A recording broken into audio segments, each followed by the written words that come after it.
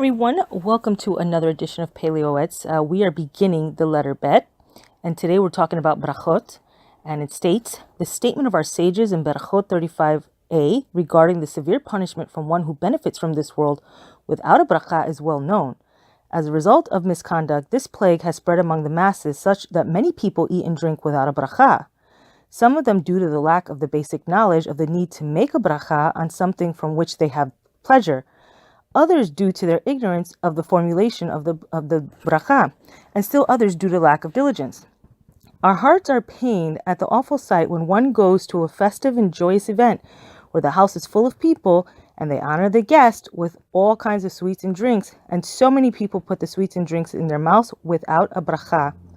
The heart of one who fears God is distressed by the offense and by the inability to protest. Right, so something very common in our generation. There's plenty of times that we go someplace, and for sure this is true. We see people all the time eating and drinking without making a bracha, and whether it's either due to the fact they don't know or they just they don't have the diligence. It's kind of like a little bit of laziness. So it says, he is embarrassed to say, how can you eat without a bracha? As a result of delinquency, we have stumbled in the mistake of one who does not protest for the sake of the honor of his great name.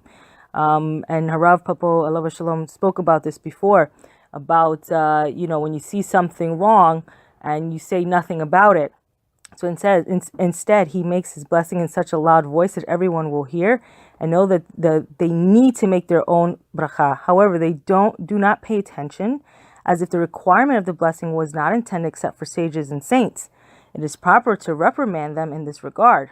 Perhaps they will take heed and realize that there is nothing in the world from which one has pleasure upon which he does not need to make a bracha. If it grows on a tree, its blessing is who creates the fruit of the tree.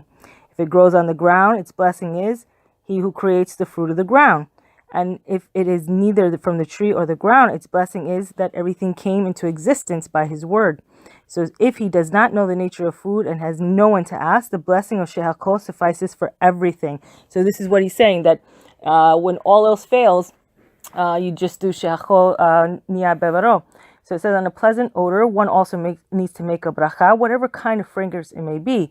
If it is from something that grows on a tree, its blessing is he who creates trees of fragrance. If it grows on the ground, it is the root changes every year. Its blessing is he who creates herbs of fragrance.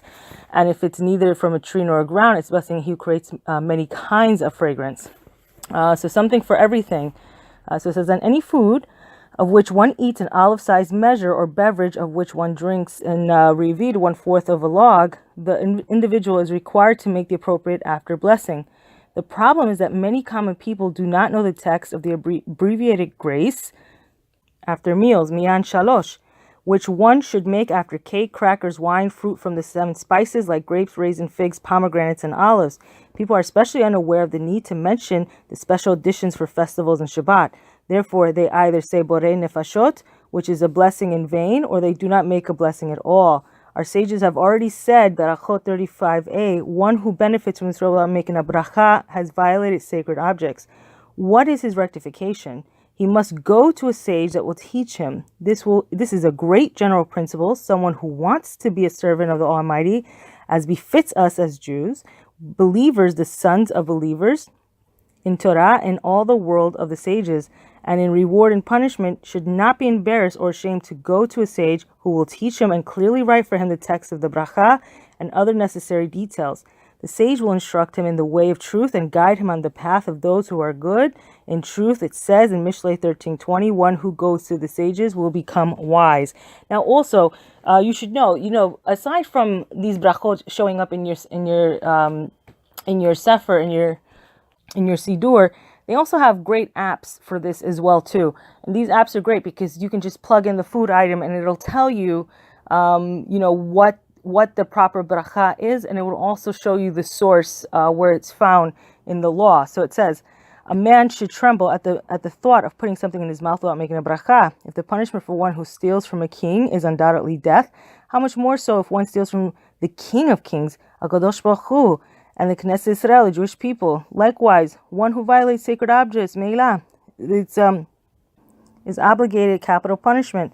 And our sages have declared that anyone who benefits from this world without a bracha has as if violated sacred objects and stolen from a Kadosh Baruch Hu. Additionally, our sages said that food and drink are the nourishment of the body and the blessing and the nourishment of the soul, for they bring an influence of holiness upon the food and the drink.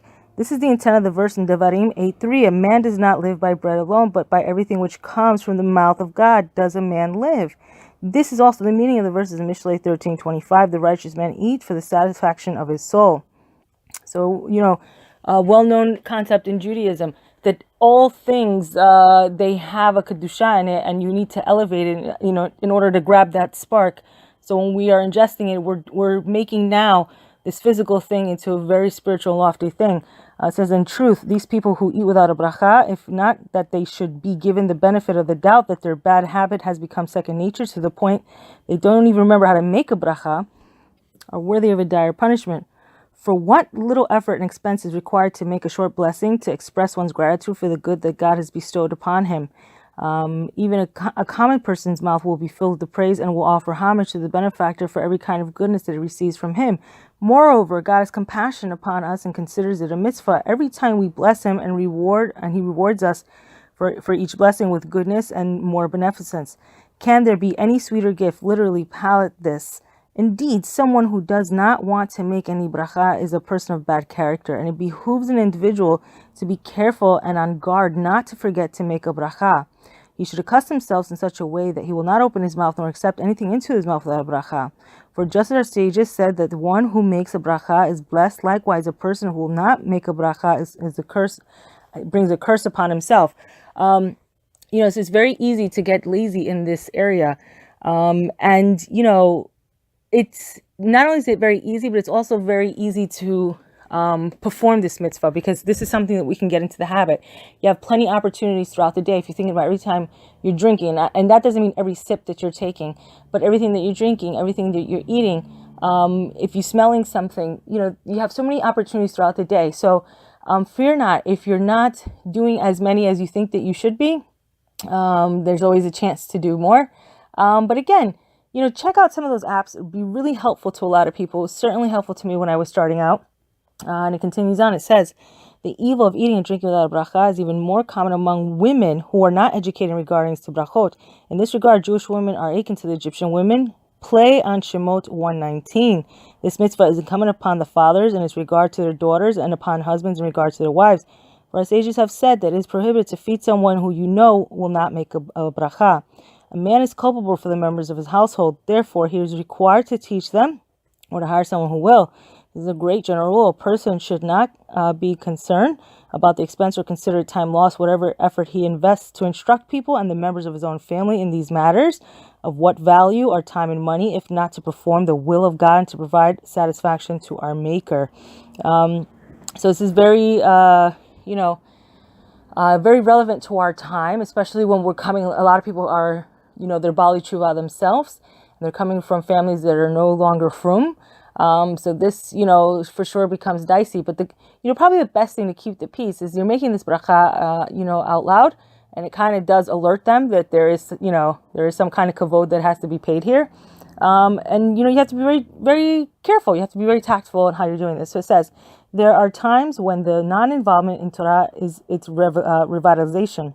This is the sense of the verse in Tehillim 119, 126. It is a time to act for God, for they have nullified your Torah.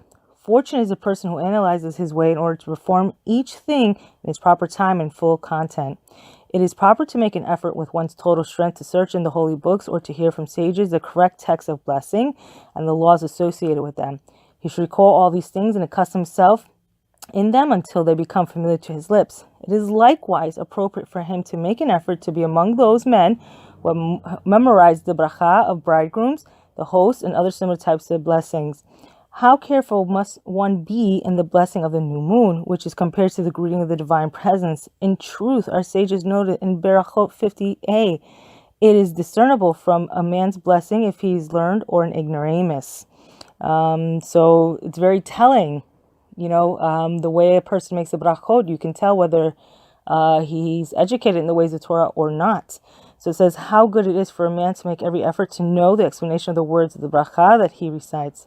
One must pay attention to have the right intention for the bracha that he says, for it has been said by Mannuel in Avot 2:13, a prayer or blessing that is recited without proper kavana is like a body without a soul.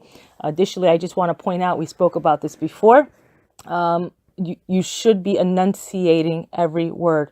You want to make sure, especially when you're coming to the names of Hashem, that you want to be saying those words. You want to say them correctly, that they're clear. You want to articulate them very clearly. So it says, the primary worship of God is the service of the heart, for God demands the heart, and therefore a person must make a supreme effort to have the proper understanding of the meaning of all the words that emanate from his mouth.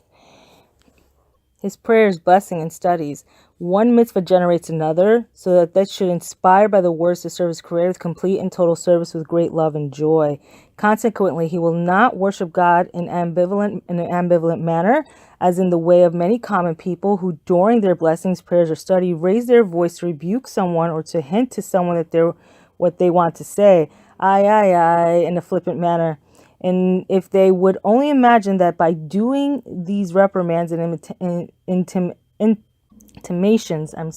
intimations, it is if they were speaking a foreign language in the presence of a king. Shame would cover them, and great would be their disgrace and royal anger. Therefore, also in this regard, it is proper for a person to go to a sage that will teach him the prayers in the brachot in his native language. He should not be embarrassed nor tire of the effort needed to be able to serve his Creator for a complete service. For this is the purpose of all our existence. So there's no shame if Hebrew is not your first language, then you should learn these in your native tongue, whatever that is, whatever country you're coming from. But I think this is also good, especially because I think there's a huge disconnect. I think there's a lot of people that know how to read Hebrew, but they don't understand anything that they're saying. So there's a big disconnect, and sometimes they just don't connect with what the prayer is. And it's really sad because a lot of these prayers, they're so beautiful. And if people only knew, they only realized how much the prayer really, you're asking for all kinds of things really for yourself as well. So if people understood that, I think they would be really, that would be a priority on the day, just as taking a shower, brushing your teeth, getting dressed is a priority. This would be top of that list. So it says, even a person who knows the blessing and their laws will sometimes have doubts of many different kinds in regards to blessings. All these matters require carefulness and diligence to either refrain from eating or to act in the most effectuous manner, in order that one should not enter into a possible violation of benefiting from the world without a blessing. Has v'shalom. Every God-fearing individual will satisfy all of the opinions of the halakha decisors in controversial cases. The man who desires total purity will act aggressively in order to never forget a bracha, and he will establish signposts to remind him to bless, especially on the water that he drinks before his coffee, and the blessing of the discharge of his bodily needs, etc. For this and similar devices, we say, fortunate is the man who listens to your mitzvot, and who Torah and divine word he places upon his heart. So, oftentimes you see this.